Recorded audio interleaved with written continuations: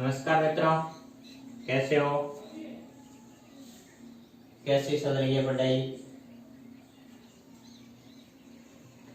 तो विद्यार्थियों, कल हमने लास्ट क्लास में जो विशेषण के प्रकार और उनकी परिभाषाएं पढ़ी थी, उनके उदाहरण पढ़े। आज हम विशेषण के जो अवस्थाएं हैं उनके बारे में पढ़ेंगे और इसके साथ ही अपना विशेषण टॉपिक पूर्ण होगा। अगली क्लास में क्रिया को लेकर के चर्चा करेंगे। उससे पहले अगर आप मेरे YouTube चैनल को पहली बार देख रहे हैं तो मेरे YouTube चैनल को सब्सक्राइब करें, लाइक करें और शेयर करना बिल्कुल भी ना भूलें। YouTube चैनल का नाम है RN एजुकेशन और वीडियो को अंत तक देखें, पूरा देखें और जो विद्यार्थी नोटबुक बना करके अपना अध्ययन कर रहे हैं उनको बहुत बहुत धन्यवाद और साथ साथ में अपने नोट्स बनाते रहें।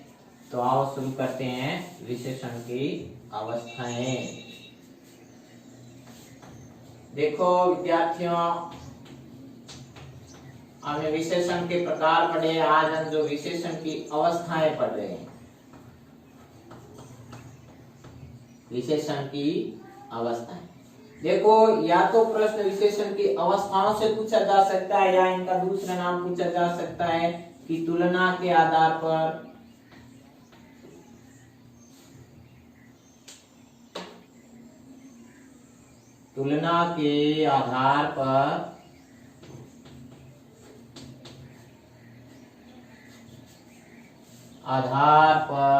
भेद या प्रकार।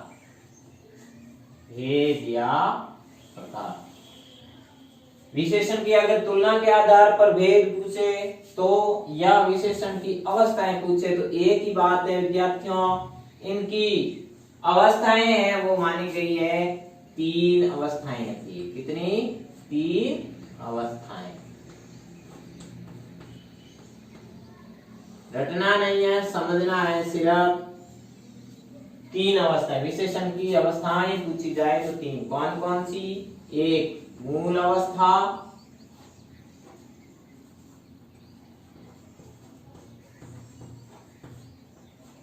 दूसरी उत्तर अवस्था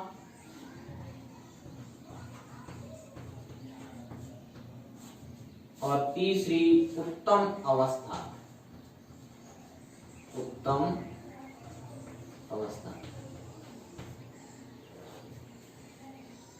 देखो, इनके दूसरे नाम मूल अवस्था को मूलावस्था लिखा हुआ मिलेगा आपको। जब संधि करते हैं मूल और अवस्था, जब 2 लघु स्वर मिलकर के दीर्घ स्वर का निर्माण करते हैं तो ये दीर्घ संधि का उदाहरण बन गया मूलावस्था। इसी प्रकार उत्तर अवस्था का उत्तरावस्था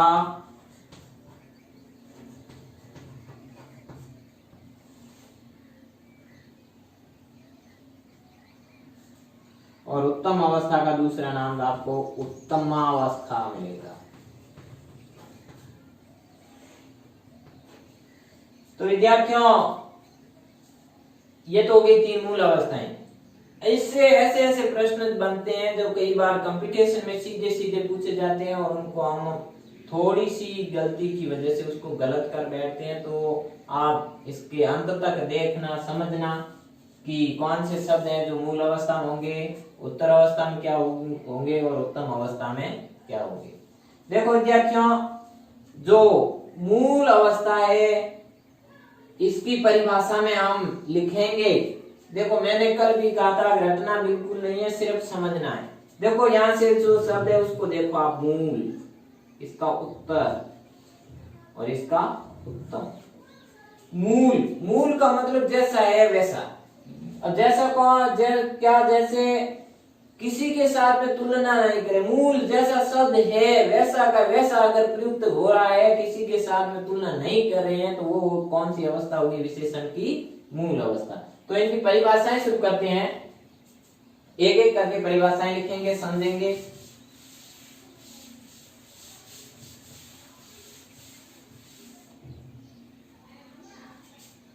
पहला है मूलावस्था।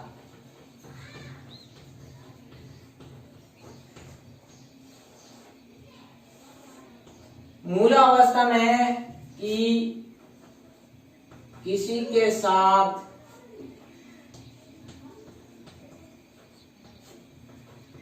तुलना नहीं करना या केवल एक की ही विशेषता प्रकट करना, विशेषता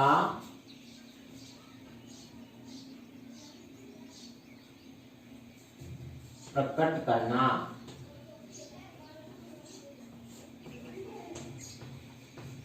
कौन सी अवस्था होगी? मूल अवस्था होगी या मूलावस्था होगी। मूलावस्था होती है। कैसे? जैसे उदाहरण से समझते हैं, राम सुंदर है। यहां जो शब्द है सुंदर, वो अगर विशेषण की पूछा जाए कि वाक्य दिया आपको राम सुंदर है, सुंदर के नीचे अंडरलाइन की पूछा कि विशेषण की कौन सी अवस्था है, तो जो शब्द है सुंदर, राम सुंदर है, यानी राम किसी के साथ राम की तुलना नहीं की जा रही है, केवल राम की ही विशेषता बताई जा रही है कि वो कैसा है, सुंदर है। तो यहाँ जो सुंदर है वो कौन सी अवस्था में आएगा? मूल अवस्था में। इसी प्रकार दूसरी उत्तर अवस्था, उत्तरा अवस्था। देखो विद्यार्थियों, उत्तरावस्था में जैसे यहां तो किसी के साथ तुलना नहीं की जा रही थी, अब यहां जो उत्तरावस्था है वो दो के मध्य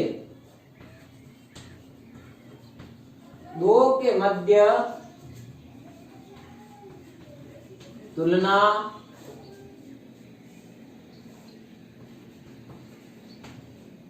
प्रकट करना या दो के मध्य तुलना करना,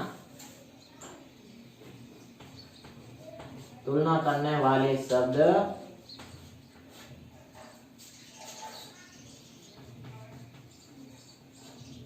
कौन सी अवस्था के होंगे? उत्तरावस्था।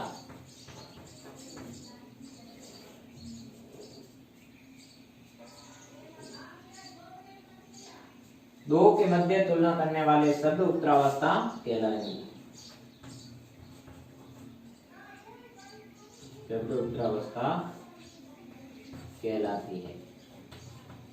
जैसे यहां तो सिर्फ एक की के लिए आ रहा था कि राम सुंदर है, लेकिन जब दो के मध्य तुलना की जाए, दो के मध्य कैसे? जैसे राम श्याम से सुंदर है, राम श्याम से सुंदर है।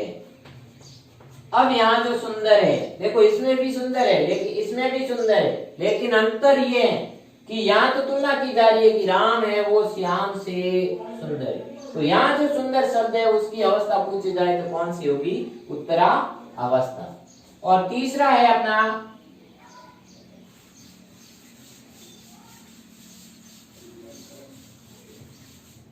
उत्तम अवस्था। कौन सी अवस्था? उत्तम अवस्था।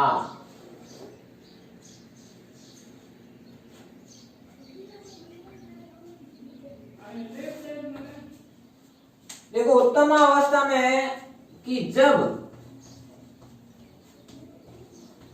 अनेकों के मध्य तुलना की जाती है, तुलना की जाती है, तो विशेषण की कौन सी अवस्था होगी? उत्तम अवस्था कहलाती है, उत्तम अवस्था होती है। जैसे पहले मूल अवस्था में था राम सुंदर है, दूसरी उत्तर अवस्था में था राम श्याम से सुंदर है। अब जैसे ये वाक्य अगर राम सबसे सुंदर है, सबसे सुंदर है, अब यहां जो सुंदर है वो शब्द सबसे यानी बहुत सारों के साथ में तुलना की जा रही है, तो यहाँ जो अवस्था होगी वो होगी राम, वो होगी उत्तम अवस्था। तो विद्यार्थियों मैं आशा करता हूं कि आपको ये समझ में आया होगा। मूल अवस्था सिर्फ या केवल एक की ही विशेषता प्रकट करे, उत्तर अवस्था जब दो के मध्य तुलना की जाए, और तीसरा उत्तम अवस्था जो सभी के साथ में अनेकों के साथ में तुलना प्रकट करे। अब हम ये तो थी वाक्य में प्रयोग की बात। अब कुछ शब्द जैसे सीधे आ जाते हैं और उनको लेकर के पूछा जाए कि कौन सी अवस्था है, तो ध्यान दें विद्यार्थियों कि मूलावस्था में केवल शब्द की मैं बात कर रहा हूं, मूलावस्था, दूसरी उत्तरावस्था और तीसरा उत्तम अवस्था।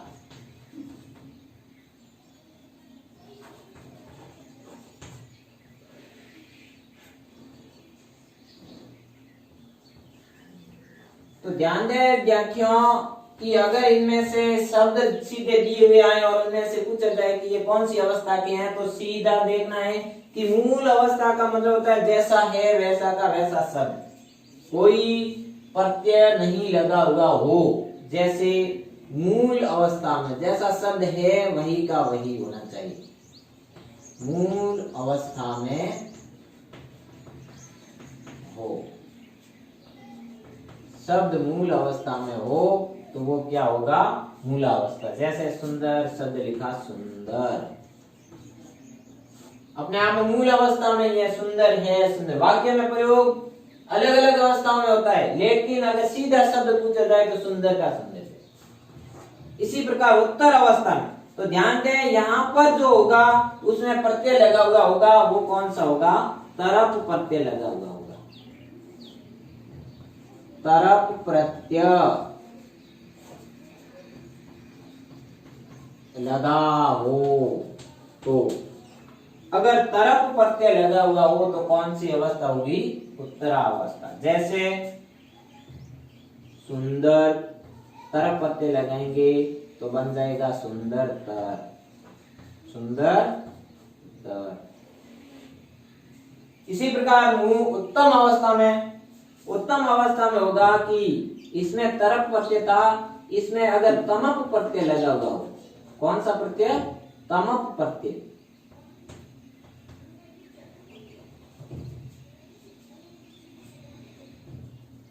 तमप प्रत्यय लगा हुआ हो, लगा हो तो कौन सी अवस्था होगी, उत्तम अवस्था। जैसे सुंदर, सुंदर के साथ में तरफ प्रत्यय लगा सुंदर तर। इसी प्रकार सुंदर से क्या बन जाएगा, सुंदर तम। अगर शब्द ये दिए हुए हो, वाक्य में दे दिया सुंदर, सुंदरतर, सुंदरतम, और प्रश्न पूछ दिया कि इनमें से कौन सी उत्तम अवस्था का है, तो वहां ध्यान देना उत्तम अवस्था में सुंदरतम। इसी प्रकार शब्द लिया जैसे पटु,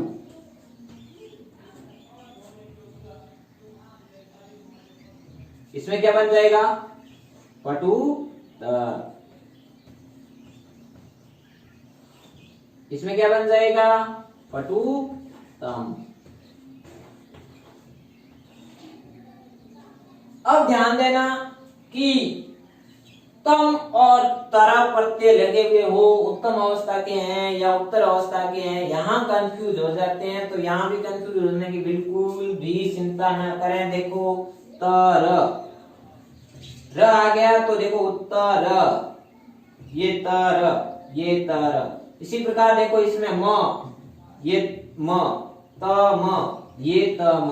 तो ध्यान देना जो त म आ गया इसका उत्तम, उत्तम अवस्था होगी, तम लगा हुआ वो बढ़ते सुंदर तम, पटु तम। इसी प्रकार अगर तर लगा हुआ हो तो सुंदर तर, पटु तर। तो ये कौन सी अवस्था के होंगे? उत्तमा। जैसे वाक्य में दिया कि वाक्य यही शब्द दिए, जैसे आपको सुंदर दिया, सुंदरतम दे दिया और सुंदर तर दे दिया।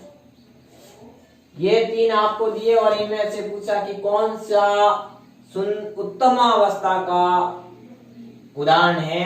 तो उत्तमा, देखो शब्द को समझना पड़ना उसको, उत्तमा। अब देखो तम, उत्तम अवस्था पूछा है कि कौन सा शब्द उत्तम अवस्था का है, तम आ गया। अब तम इसमें देखो कहीं पीछे लगा हुआ है, जी हाँ लगा हुआ है ये, तो इसका उदाहरण कौन सा होगा? सुंदरतम। तो ये तो थी अगर शब्दों को देख करके करें तो। अब ध्यान दें मित्रों, एक शब्द है इसमें, उस पर आप गौर करें और उसको रट करके ही याद करना है। ऐसा नहीं है कि आप उसको गलत कर बैठो। बहुत ही इम्पोर्टेंट है, कंपटीशन के हिसाब से बहुत ही इम्पोर्टेंट है। कई बार प्रश्न आता है और ये गलत कर बैठते हैं। एक शब्द है जैसे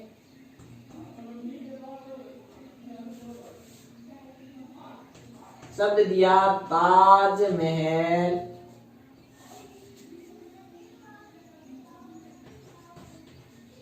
विश्व की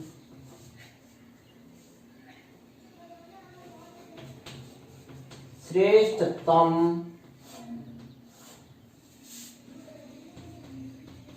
कलाकृति है।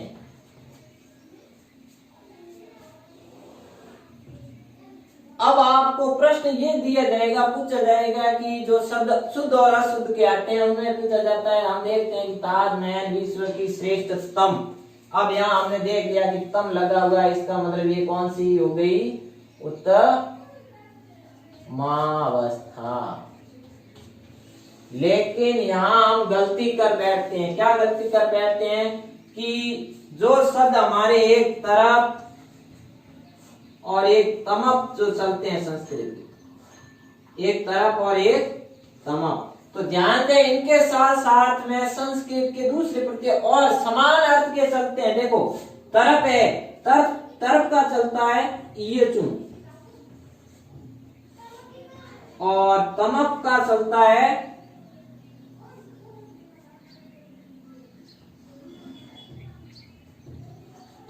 स्टून, ईस्टर्न प्रत्यय चलता है। तो ध्यान दें कौन से दो चलते हैं? ईस्टर्न और ये सुन। तरफ के तो समानार्थी कौन सा चलता है? ये सुन, ई बड़ी ये सुन, और सुन छोटा होगा ये सुन, और तमप के समानार्थी चलता है ईस्टर्न। ध्यान दे यहां पर जो चाहे तमप लगे या ईस्टर्न लगे बात एक ही है, चाहे ईस्टर्न लगे या तमप लगे बात एक ही है। अब ध्यान देना यहाँ जो श्रेष्ठतम है ये अपने आप में जो शब्द है श्रेष्ठ वो ही अपने आप में, देखो इष्ट, ये इष्ट। अब ये प्रत्यय ध्यान लग गया तो तमप लगाने की जरूरत नहीं है। जैसे ये शब्द कैसे बना? ये शब्द था श्री, कौन सा मूल शब्द क्या था? श्री, और श्री के साथ में ईष्टन प्रत्यय लग गया। जब श्री के साथ में ईष्टन प्रत्यय लगा तो ये बन गया श्रेष्ठ। क्या बन गया? श्रेष्ठ। जब ये श्रेष्ठ बन ही गया है तो ये अपने आप में उत्तम अवस्था हो गई। यानी ये जो शब्द है श्रेष्ठ ये अपने आप में कौन सी अवस्था का बन गया? उत्तम अवस्था का। इसलिए अगर कई बार शब्द ये दे दिए जाए कि श्रेष्ठ या श्रेष्ठतम, जैसे इनमें से श्रेष्ठ शब्द दे दिया और पूछा जाए कि कौन सी अवस्था है, तो ये जो शब्द श्रेष्ठ है वो अपने आप में उत्तम अवस्था का है, मूल अवस्था का नहीं है। क्योंकि ये श्री और जो उत्तम अवस्था का जो तरफ प्रत्यय चलता है उसी का समानार्थी ष्टन प्रत्यय चलता है, उस ष्टन प्रत्यय के लगने से बना है श्रेष्ठ। तो ये ध्यान दें, इसको गलत नहीं करें। तो मैं आशा करता हूं कि आज का वीडियो आपको पसंद आया होगा, समझ में आया होगा, और इस जो श्रेष्ठ शब्द है इसको थोड़ा याद रखें, रट करके भी रखें भले ही, लेकिन ये जो शब्द है ष्टन प्रत्यय से बना है। तो आज की क्लास में इतना ही। धन्यवाद, नमस्कार।